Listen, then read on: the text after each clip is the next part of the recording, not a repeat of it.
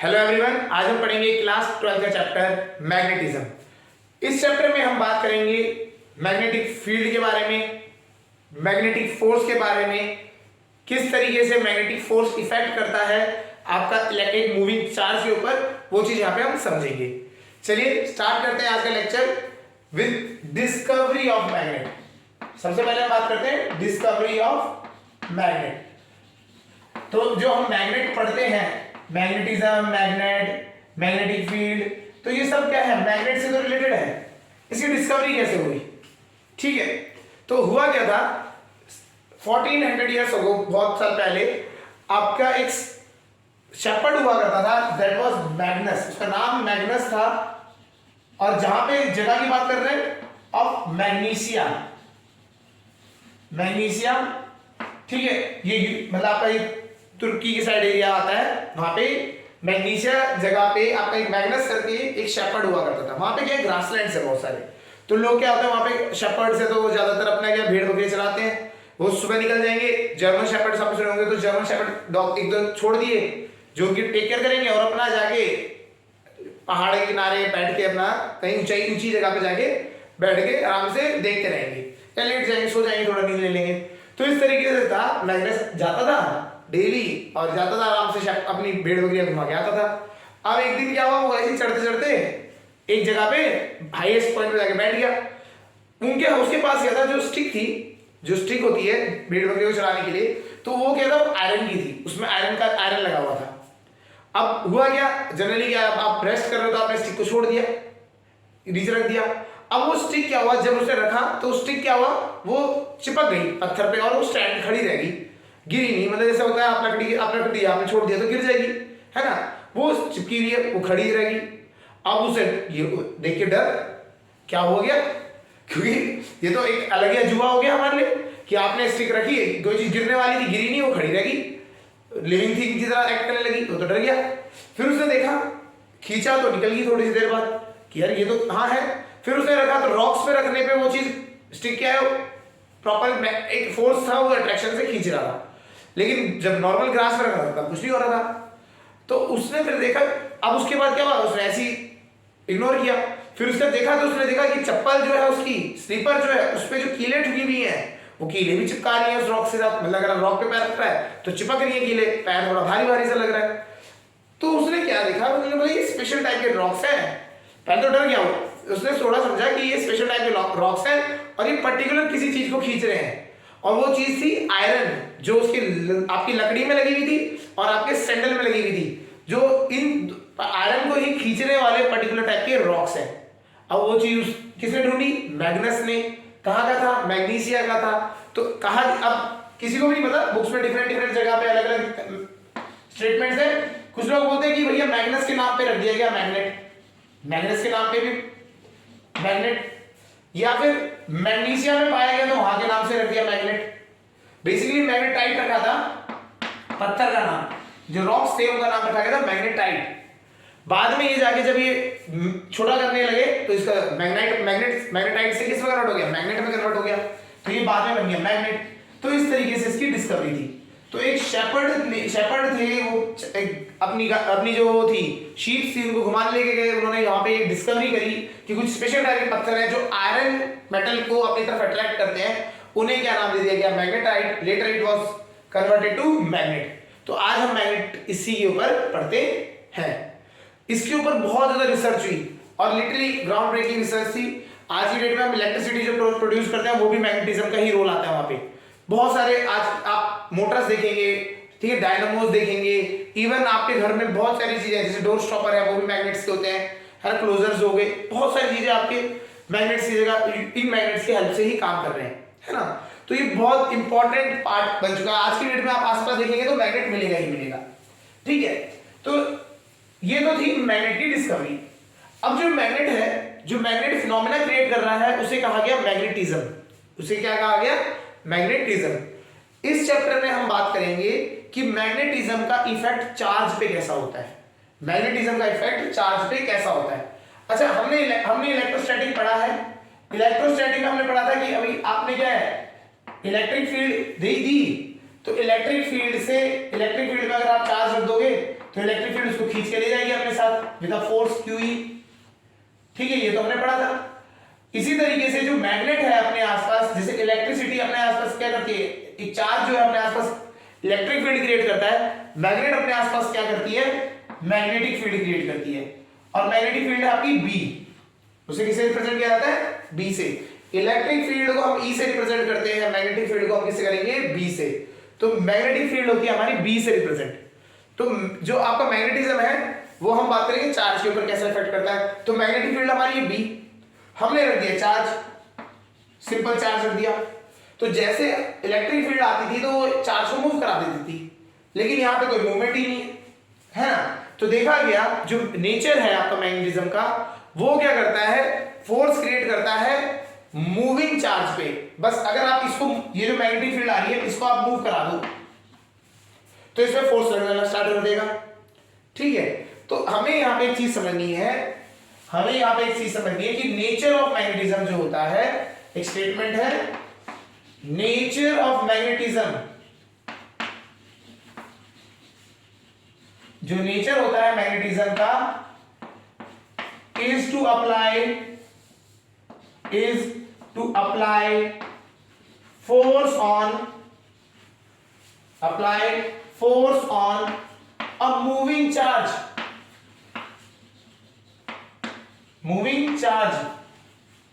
not on a charge at rest,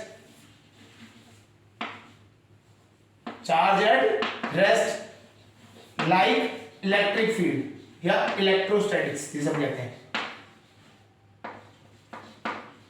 ठीक है, electrostatic के हिसाब की तरह नहीं है यहाँ पे कि आपने जो चार्ज को रेस्ट में रखा तो उस पर फोर्स आने लग जाएगा, नहीं। ये क्या है, जब चार्ज मूवमेंट में होगा तब इस पे फोर्स आएगा, ये इसका याद रखना है। मैग्नेटिज्म तभी आप इफेक्ट करता है मूविंग चार्ज के ऊपर, किसके ऊपर करता है, मूविंग चार्ज के ऊपर। अगर चार्ज मूव कर रहा है तभी मैग्नेटिज्म इस पे इफेक्ट करेगा, नहीं तो कोई इफेक्ट नहीं आएगा, चार्ज एज इट इज पड़ा रहेगा।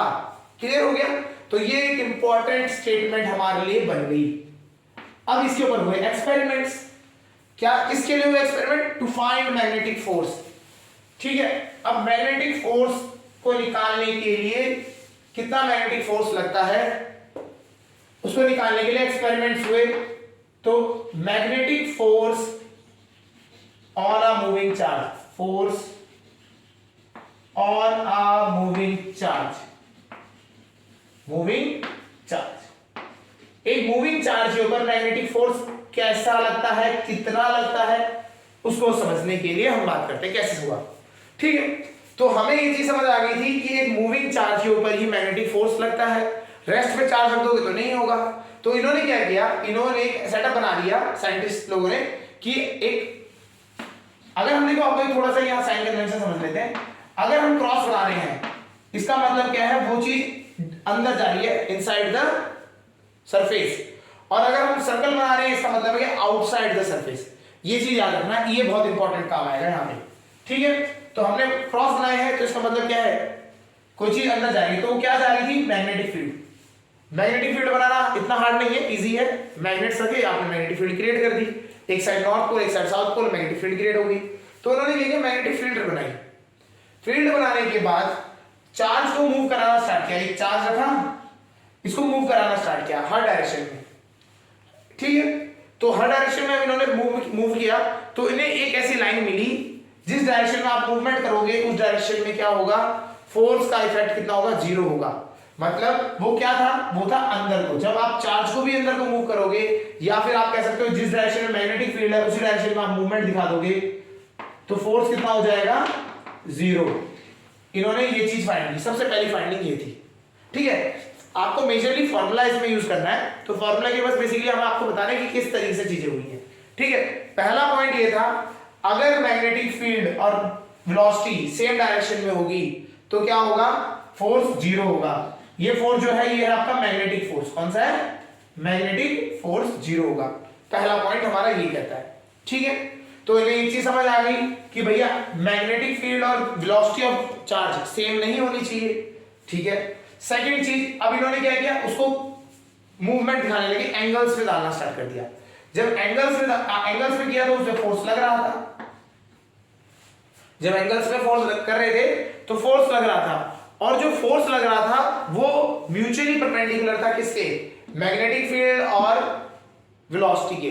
ठीक है, तो तब जाके इन्होंने फॉर्मूला ड्राइव किया F is equal to Q V cross B. तो ये फॉर्मूला आपका होता है magnetic force due to magnetic field on a moving charge. Clear हो गया? तो ये फॉर्मूला आपको याद रखना है। This F is magnetic force, ये है आपका मैग्नेटिक फोर्स, Q है आपका चार्ज, और V है आपका velocity, B is magnetic field. Magnetic field याद रखना है आपको, B से रिप्रेजेंट होगा मैग्नेटिक फील्ड। क्लियर हो गया? तो ये इसका आपका फोर्स का फॉर्मूला आया।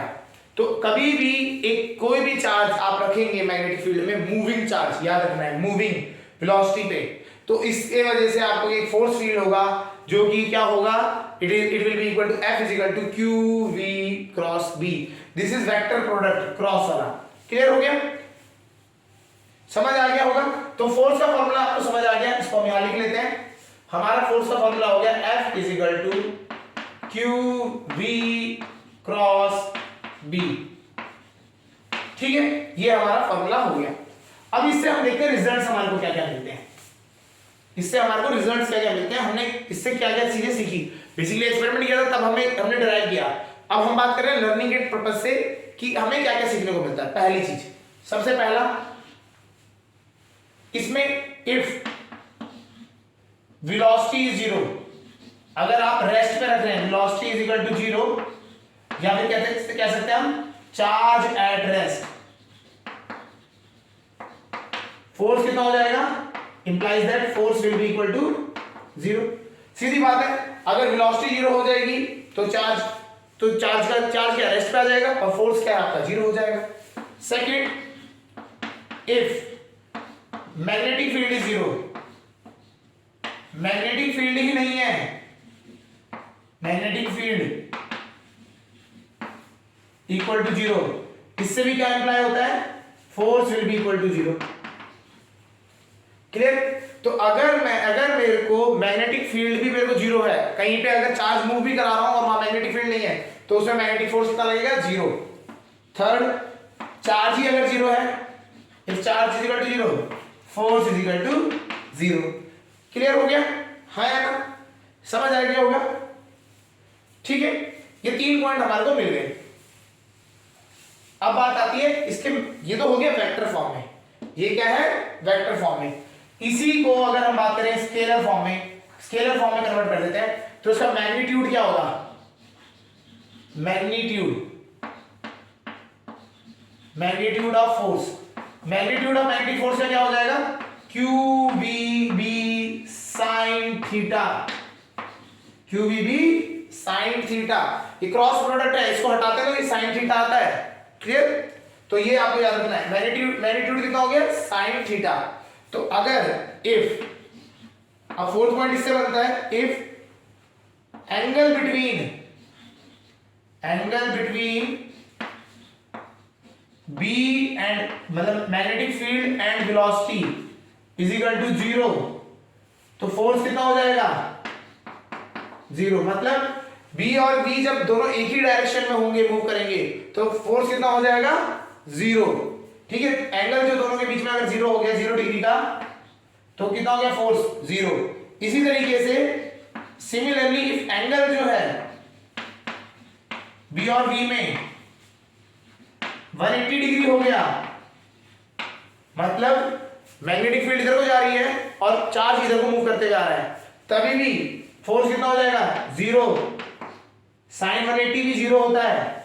ठीक है, तो मतलब अगर मैग्नेटिक फील्ड जिस डायरेक्शन में जा रहा है, उस लाइन में आपकी फील्ड की, आपके जो चार्ज की स्पीड होनी ही नहीं चाहिए। समझ आ गया?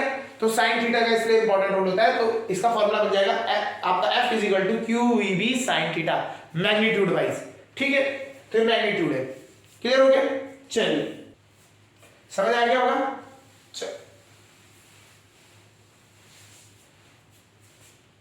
अब हमारा आता है 6 पॉइंट जो हमें लेना है। If Q is positive, charge जो है is positive, if Q is positive, charge positive है, चार्ज पॉजिटिव हो गया तो जो F का होगा, F की जो डायरेक्शन होगी that will be given by V cross V। ठीक है, उसी डायरेक्शन में होगा जिस डायरेक्शन में फोर्स लग रहा है।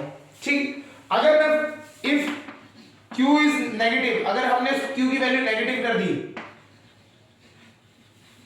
तो फोर्स की डायरेक्शन क्या हो जाएगी, minus Q V cross V. मतलब माइनस साइन मतलब ये वेक्टर क्वांटिटी है फोर्स, तो माइनस मतलब डायरेक्शन विल बी, मतलब होता है डायरेक्शन क्या हो जाएगी, विल बी अपोजिट, बदल जाएगी, सीधा 180 डिग्री का आपको शिफ्ट मिलेगा। अगर इधर जा रहा है फोर्स तो आप बैक साइड में लगेगा आपको। क्लियर हो गया? तो इस तरीके से आपका ये फोर्स की डायरेक्शन भी इसमें चेंज होगी, ये भी ध्यान रखना है। तो फोर्स बहुत इंपॉर्टेंट हो जाता है, उसकी डायरेक्शन भी समझना बहुत इंपॉर्टेंट हो जाता है। क्लियर है? समझ आ गया? चलिए डायरेक्शन की ही बात कर रहे हैं तो डायरेक्शन कैसे निकालते हैं इसमें समझ लेते हैं।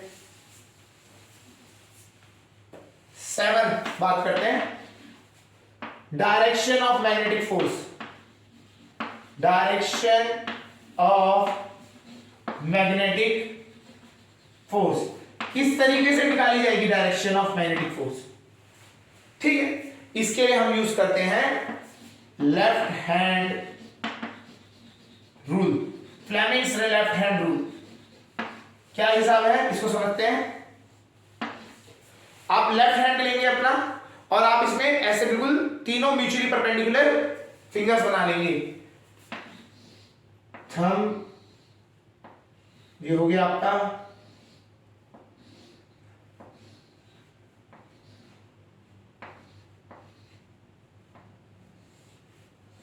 इस तरीके से।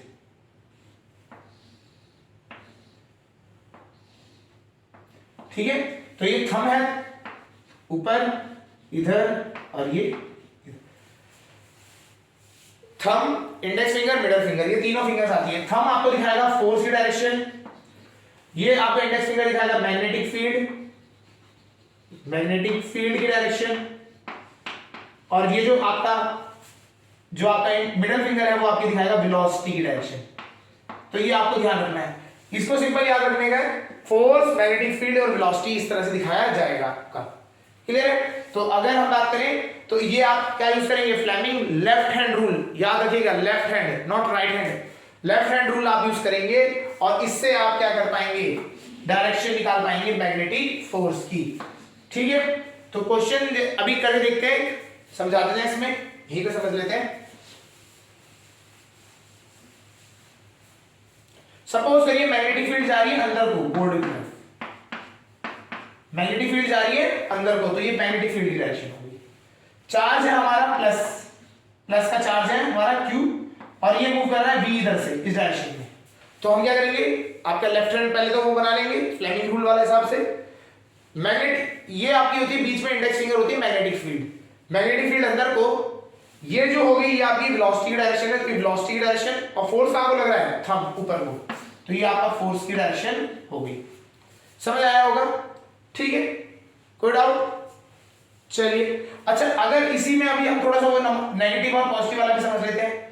अगर यही चार्ज नेगेटिव हो गया, यही चार्ज पॉजिटिव की जगह नेगेटिव हो गया, तो आप यूज तो वही करेंगे, लेकिन जो भी डायरेक्शन आएगी उसको हम बदल देंगे कितने पे, सीधा 180 डिग्री, ऊपर जा रहा था नीचे को आपका शिफ्ट हो जाएगा। समझ आया? क्लियर है?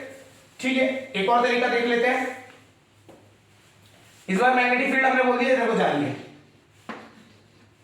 और चार्ज को हमने मूव करा दिया ऊपर को, चार्ज हमारा ऊपर को मूव कर गया v वेलोसिटी से।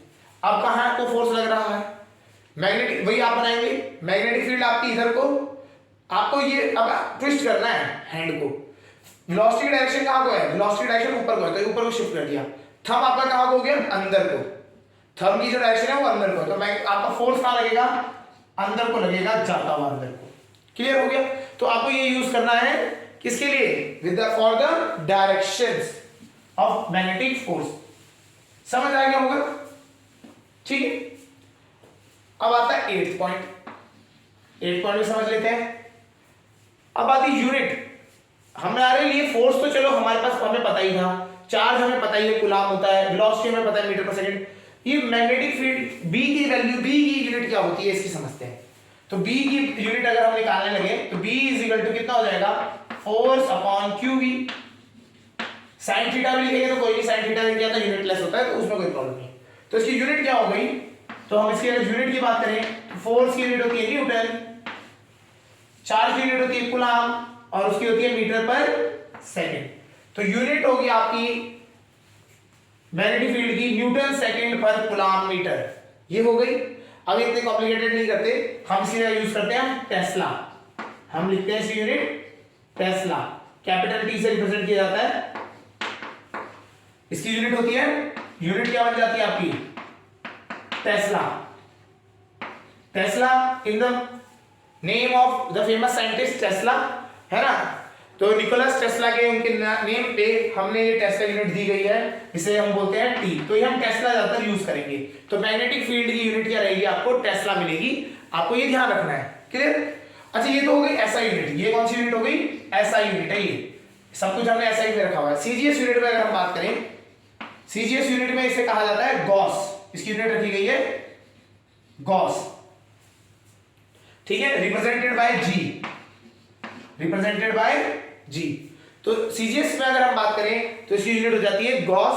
और अगर आप निकालना चाहें, हमने 11th में यूनिट्स एंड डायमेंशन पढ़ा था, याद तो होगा ही नहीं, अभी उतने टाइम हो जाता है, रिवाइज करते रहना चाहिए बीच बीच में। तो अब इसकी अगर हम कन्वर्जन करें तो 1 गॉस, अगर हम इसका रिलेशन निकाल लें, उसको हटा देते हैं, सीधा लिख लेते हैं यहां से। सीजीएस यूनिट हो गई हमारी गॉस।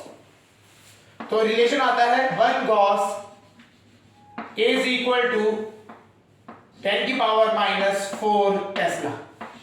ये याद रखना है, 1 गॉस या 1 जी इज इक्वल टू 10 की पावर माइनस 4 टेस्ला। यहां पे आपको ये याद रखना है।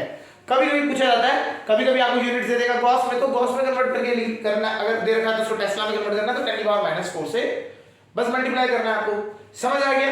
तो ये आपका होता है यूनिट्स का कंसेप्ट, ठीक है। चलिए, यहां पे समझ आ गया होगा। तो हमारे को फोर्स का फॉर्मूला आ गया, F is equal to Q V cross B. ये हमारा फॉर्मूला आ गया। चलिए, अब इसके बाद हम बात करते हैं, एक क्वेश्चन देख लेते हैं। क्वेश्चन फिगर बना लेते हैं। जैसे आप सपोज करिए मैग्नेटिक फील्ड है आपकी इनसाइड द प्लेन बी, इसकी वैल्यू है 10 की पावर 2 टेस्ला। मैग्नेटिक फील्ड दे रखी है आपको, एक चार्ज है दैट इज ऑफ 2 माइक्रोकूलम। इसको हमने वेलोसिटी से भेजे फेंका। वेलोसिटी इज आपका ले लेते हैं 60 मीटर पर सेकंड, बहुत ज्यादा तेज है ना। तो ये इस तरह से थ्रो किया गया, ठीक है। Calculate the magnetic force exert या मैग्नेटिक फोर्स एक्सपीरियंस। तो मैग्नेटिक फोर्स निकालना है, तो हम फोर्स का फॉर्मूला लिख देंगे इसमें, force is equal to Q V B sine theta. याद रखिएगा साइन थीटा यूज करना है। अभी तो कुछ नहीं है, साइन थीटा का देख लेंगे, है ना। वैसे अभी क्या होगा, इसमें 90 डिग्री है तो साइन थीटा आप यूज ना करें, कभी भी बनाती है वैल्यू। लेकिन अगर कहीं एंगल आ रहा है मैग्नेटिक फील्ड और उसका, तो उसमें बहुत इंपॉर्टेंट रोल प्ले करेगा। कैसे साइन थीटा 90 आ रहा है, देखो मैग्नेटिक फील्ड अंदर को और फोर्स है, वेलोसिटी आपकी इधर को है, 90 डिग्री में आ गई है। मैग्नेटिक फील्ड अंदर को, वेलोसिटी इधर को। तो इधर एक मतलब आपका ये मान लीजिए ये z एक्सिस है, तो ये x एक्सिस है, तो दोनों में क्या है 90 डिग्री का एंगल आता है। तो ये sin 90 हो जाता है 1, ये होगी वैल्यू 1। तो चार्ज कितना दे रखा है हमारे पास, 2 × 10 की पावर माइनस 6 कूलम। वेलोसिटी हमारी मीटर पर सेकंड में रहनी चाहिए, 60 कर दिया। और हमारी मैग्नेटिक फील्ड आपका 100 टेस्ला, 10 की पावर 2 टेस्ला है, ये हो गया आपका। तो आपको बस सिंपल मल्टीप्लाई करना है, कितना हो गया 3 0 कट गए यहाँ से, 10 की पावर माइनस 3 हो गया, 60 12 12 × 10 की पावर माइनस 3 न्यूटन। फोर्स हमेशा न्यूटन में होता है, या फिर हम कह सकते हैं 1.2 × 10 की पावर माइनस 2 न्यूटन। ये हमारा आंसर हो गया। सिंपल है, फॉर्मूला लगाना है F = QVB sin थीटा, ठीक है। चलिए एक क्वेश्चन और देख लेते हैं किस तरीके से रहता है। इस बार मैग्नेटिक फील्ड की डायरेक्शन दे देते हैं। मैग्नेटिक फील्ड की डायरेक्शन होगी ये आपकी, और इसकी वैल्यू है आपकी 10 टेस्ला। आपने चार्ज है आपका 10 माइक्रोकूलम, और इसको हमने मूव करा दिया with the speed of 40 metre per second, with the speed of 40 metre per second, और इनके बीच का एंगल है आपका 30 डिग्री। ठीक है, इनके बीच का एंगल कितना है 30 डिग्री। इन दोनों के जो आपका मैग्नेटिक फील्ड और वेलोसिटी, इन दोनों के बीच का एंगल कितना है 30 डिग्री। क्लियर। चलिए तो इसका कैसे आएगा, इसका आंसर निकालते हैं। देखिए आपको समझिए वो साइन थीटा कैसे आता है, हमें हमेशा परपेंडिकुलर कंपोनेंट लेना है, हमेशा हमें परपेंडिकुलर कंपोनेंट लेना है। अगर इसको मैं कंपोनेंट ब्रेक करूंगा इधर को, तो एक तो v cos थीटा टूटेगा इधर को, और इधर को v sin थीटा या v sin 30, उधर cos 30 आएगा और sin 30। हमेशा sin 30 वाला कंपोनेंट क्यों आता है, आप फॉर्मूले में आप समझ रहे होंगे, F equal to QVB sin 30। क्यों आएगा, क्योंकि जो उस जिस डायरेक्शन में मैग्नेटिक फील्ड है उसी डायरेक्शन में जो भी वेलोसिटी डायरेक्शन होती है, वो वेलोसिटी होती है, उसका इफेक्ट कितना होता है, जीरो होता है। समझ आया। हमने बात करी थी ना कि मैग्नेटिक फील्ड की डायरेक्शन में अगर हम वेलोसिटी का चार्ज रख देंगे तो कितना आएगा इफेक्ट, जीरो आएगा। इस कंपोनेंट की वजह से फोर्स कितना आएगा, जीरो। ये खाली फोर्स जो आएगा वो आएगा इस परपेंडिकुलर कंपोनेंट की वजह से v sin 30। चलिए वैल्यू डालते हैं, q की वैल्यू है 10 माइक्रोकूलम, तो 10⁻⁻6। v हमारे को दे रखा है 40 रख देते हैं, b हमें दे रखा है 10, और sin 30 इज हाफ। चलिए सॉल्व करते हैं, 1 2 3 0 से 10⁻³ हो जाएगा, ये कैंसिल आउट हो गए, क्या ठीक है, और ये इस 2 से कटेगा 2 हो जाएगा, ये आपका आंसर आ गया 2 × 10⁻³ न्यूटन। क्लियर। फोर्स की वैल्यू इतनी आ गई, समझ आ रहा होगा 10⁻³ इस तरीके से आपको क्वेश्चंस करने हैं। ठीक, ये तो हो गया आपका सिंपल जो आपका मैग्नीट्यूड वाले फॉर्मूले से हो जाता है। कभी कभी एक क्वेश्चन बनते हैं वेक्टर फॉर्म पे बन जाते हैं, लाइक हमें अब दे रखे चार्ज दे रखा है हमारे को 20 माइक्रोकूलम, हमारे को मैग्नेटिक फील्ड दे रखी है, उसकी डायरेक्शन दे रखी है 2i cap plus 3j cap into 10⁻² Tesla, और आपको दे रखा है v दे रखा है, v की है आपके पास दे रखी velocity 30i cap plus 10j cap minus 20k cap, ये आपको मीटर पर सेकंड में ये दे रखा है, ये तीन चीजें आपको दे रखी है। तो ऐसे में अगर आपको बोला जाए find the value of magnetic force, तब क्या करेंगे। फॉर्मूला आपको सिंपल समझना है, तो फॉर्मूला वही है, सॉल्यूशन कैसे करेंगे इसका देखिए। फॉर्मूला क्या है, QV क्रॉस B, ये तो है। ये साइन आपको चार्ज का भी देखना है, चार्ज का माइनस साइन होगा तो अपने आप वैसे वैल्यू अपने आप आती है। V को पहले रखना है, B बाद में रखना है, ये इंपॉर्टेंट है। चार्ज की वैल्यू होगी 20 माइक्रोकूलम, तो ये 20 × 10⁻⁻6 ये लिख दिया। जो भी वेक्टर वाली फॉर्म है इसको छोड़ दो, ठीक है। उसके अलावा आप देखेंगे तो यहां से आएगा 10⁻² बाहर आ गया। इनको क्या करना है, मल्टीप्लाई में हमें करना होता है, हम यूज करते हैं यहाँ पे, बिकॉज जो हमारा फोर्स निकलेगा वो भी क्या होगा, वेक्टर क्वांटिटी में निकलेगा, तो हम यहाँ पे यूज करेंगे डिटरमिनेंट मेथड यूज कर सकते हैं। सीधा आप v को लिखेंगे 2 3 0 30 10 -20, इस तरीके से आप इसे करेंगे। क्लियर। अब इसको सॉल्व करते हैं, तो इसका क्या आंसर है, इसका अगर हम बात करें, ये तो आप पहले सॉल्व कर सकते हैं, 2 × 10⁻⁻4 इनटू जो भी आपका यहाँ पे आएगा आंसर, इसको हम सॉल्व करते हैं अलग से, ठीक है। इसको हम अलग से ले जाते हैं, IJK डिटरमिनेंट हमें सॉल्व करना सिखाया जाता है वेक्टर्स में भी। स्टार्टिंग में जब हम वेक्टर्स पढ़ते हैं तभी हम सीखते हैं क्रॉस प्रोडक्ट वाला मेथड, ठीक है। चलिए तो पहले क्या लिखेंगे, I मल्टीप्लाई करेंगे -60 0 कैंसिल आउट हो खत्म हो जाएगा, -j क्रॉस मल्टीप्लाई करेंगे आई में आएगा, हाँ ये जे के लिए क्या होगा, ये वाली लाइन गायब हो जाएगी, -40 और 0 कैंसिल आउट, प्लस के, इसके लिए ये लाइन क्रॉस होगी, यहां पे आएगा 10 to the 20 -30 into 3 90, तो यहां से आपका आ गया -20 आई कैप प्लस 40 जे कैप -70 के कैप, तो आपका ये इस तरह से बन गया। तो यहां पे आपका आंसर जो होगा वो आपका आंसर है, यहां पे लिखेंगे -60 आई कैप प्लस 40 जे कैप -70 के कैप। कॉमन ले लेते हैं, 10 बाहर आ जाएगा, तो 2 into 10 की पावर -3 into 6 आई कैप प्लस -6 आई कैप प्लस 4 जे कैप -7 के कैप, ये आपका आंसर है इन वेक्टर फॉर्म, इन वेक्टर फॉर्म। इस तरीके से ही हो गया। अगर आपको कोई बोले कि नहीं इसको मैग्नीट्यूड में ही चाहिए, मुझे वैल्यू ही चाहिए, तो ठीक है, आप इस चीज की मैग्नीट्यूड की वैल्यू निकाल सकते हैं। जो आपको वेक्टर में लिखा हुआ है इसकी वैल्यू निकालिए। इसको निकालने का तरीका होता है आई वाले का स्क्वायर करिए, कंपोनेंट का कोएफिशिएंट का, 6 का स्क्वायर 36, 4 का 16 प्लस 7 का 49, इट विल बी 12 और 2 12 और 9 21 1 2,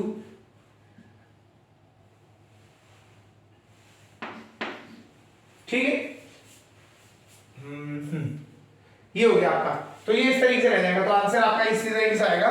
तो फोर्स की वैल्यू हो जाएगी, अगर मैग्नीट्यूड वाइज करेंगे 2√101 into 10 की पावर -3 न्यूटन। अगर वो वेक्टर फॉर्म में नहीं मांग रहा है, अगर वेक्टर फॉर्म में मांगता है, जनरली ये क्वेश्चन वेक्टर फॉर्म में मांगा जाता है, तो आपका आंसर इसी पे आपका क्लोज हो जाएगा। क्लियर हो गया। तो अगर आपको क्वेश्चन देगा तो it can be in 3 ways. एक तो क्या है, सिंपल दे देगा कि आपने फॉर्मूला लगाना है F = QVB, जहां पे sin थीटा क्या होगा 90 डिग्री का ऑटोमेटिकली आता है, तो sin थीटा की टेंशन नहीं लेनी है।